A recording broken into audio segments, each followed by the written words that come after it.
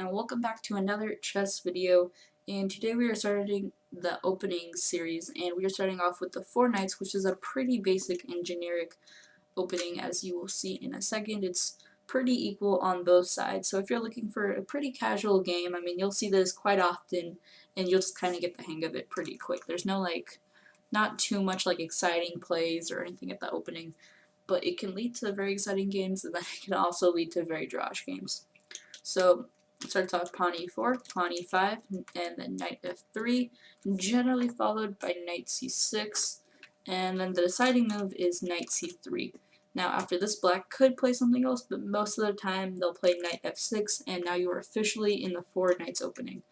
One quick thing I want to mention is after you play knight f3, and when I say you, I'm saying it on the white side, but again, this could also apply for black. However, if you are white and you like the 4 knights game and they play the Pedro defense, which I will make a video on later on through the year, which is knight f6, and you just want to avoid taking the pawn, or you like the 4 knights game, then you can just simply continue on with knight c3. They'll most likely play knight c6, and you are once again in the exact same position as you are right here. Now we're going to look at 3 variations, and I'm going to really briefly talk about one. We're going to look at knight captures e5, bishop c4, bishop b5, and pawn d4. Now, knight captures e5, this is called the Halloween Gambit, and I will make it, since Halloween's technically 2 days away, I would have said something briefly about it, but I decided to make an entire new video on it, which will be on Halloween. It seems only fair. So that's why we're not going to talk about it too much, but basically you gamble a lot for obviously the head start in activation to try to hopefully defeat the king or to get some material back. So bishop c4. Now this may look like a good move, but if you take a closer look, now black can actually do a cheeky move of taking the pawn on e4. And so you may think that the knight's free, and if you take it, you can actually see that now they can do pawn d5. And as you can see, this is absolutely devastating. For white, to give an example, let's say the bishop takes, because obviously they're going to lose either the knight or the bishop. Let's say this, I'd sacrifice the bishop. Queen takes, and as you can see, both sides are equal on material, but black has both bishops. White, on the other hand, has trapped his only bishop by the d2 pawn, and we now have this excellent e5 pawn that can now start rushing up and start attacking other knights and stuff. So overall, it should be a really easy game for black, so make sure if you're white not to play this, and if you see this as black, to take advantage of it. One quick thing, very, very occasionally, not so often, when you take, they may see ahead and be like, oh, okay, if I take this knight, then you'll fork. So they may try to do a cheeky move like taking on f7. Now, if they do this, that's fine. You just take, and then once they take, you can play d5, and this is absolutely devastating. Once again, even worse, in fact, for white, because as you can see, the knight's probably going to have to go back. Now you can push both your pawns up, start attacking the knights. It looks bad because your king's out, but you can just move your king to g8, and the light squared bishop is missing, so it'll take a while to get a strong attack on you. Meanwhile, you have, once again, both bishops out, his only bishop trapped by the d2 pawn. So it should be quite an easy and quite fun game for black, and it'll be very stressful for white. So, anyways, that's why you should not play bishop c4, unless you're looking for that type of game, which I don't know why you would.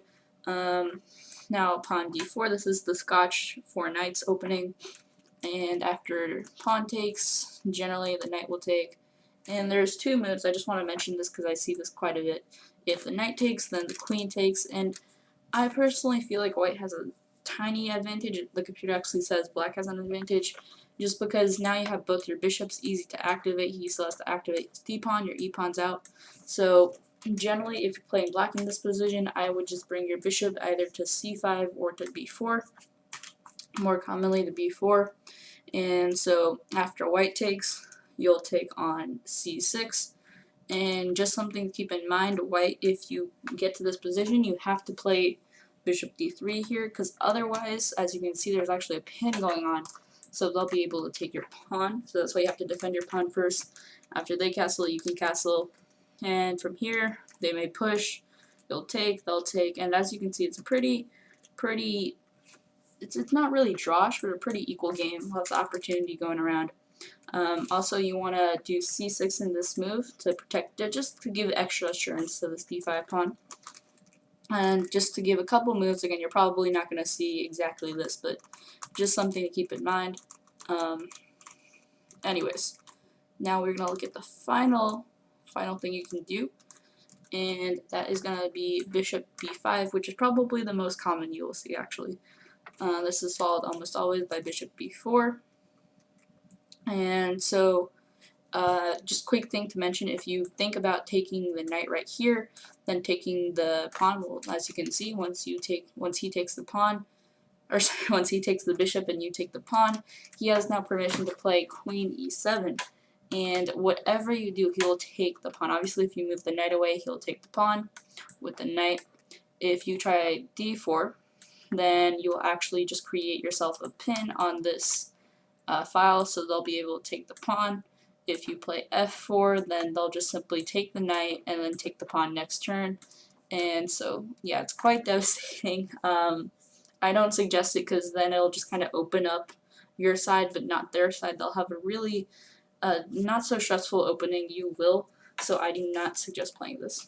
That's why it generally continues with castle kingside, castle on the other side, and pawn d3. Now occasionally, I just want to mention this because you might see this, knight d4, you might see this. I personally just suggest moving your bishop back, and if he chooses, he can choose to take right now, then you can take with the queen. And then just to give a little variation that you may see, after you pin his knight, he actually has to play c6 because you're threatening bringing your knight over, or they could take your knight, one of the two.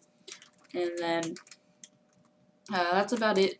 What they could also do is, after you move your bishop, is now they could play d6, and then you can take your knight, and after they take, you can just move your knight away, and then you could try to like play something like put your pawn up here and then bring your knight back if you want to bring your knight back, or you can just bring your knight out over and just keep this pawn isolated and doubled.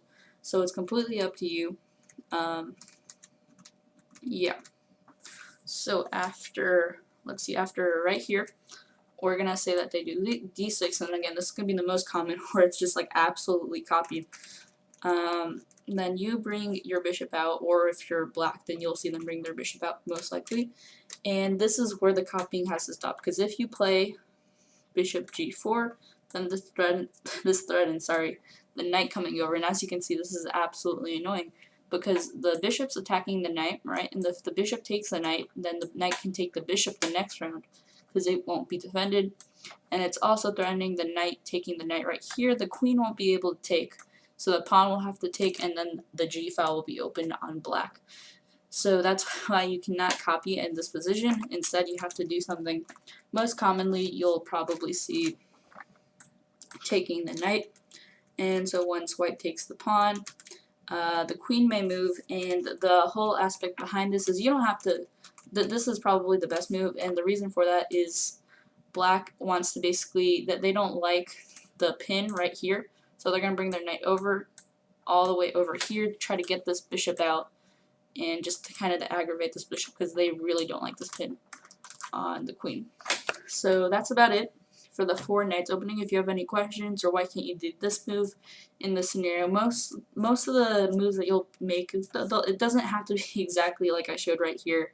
If you want to activate your bishop in that move or something, it's just normal play, really. This is really basic. There's no have-tos, except be careful, obviously, like at the beginning, you can't do something like bishop c4.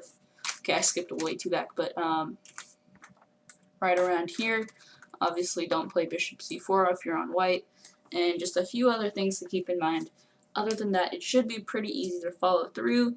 Just kind of play what makes sense to you, and you should be okay. I hope you guys have an excellent day, and if you enjoyed the video, make sure to leave a like and subscribe. Peace out.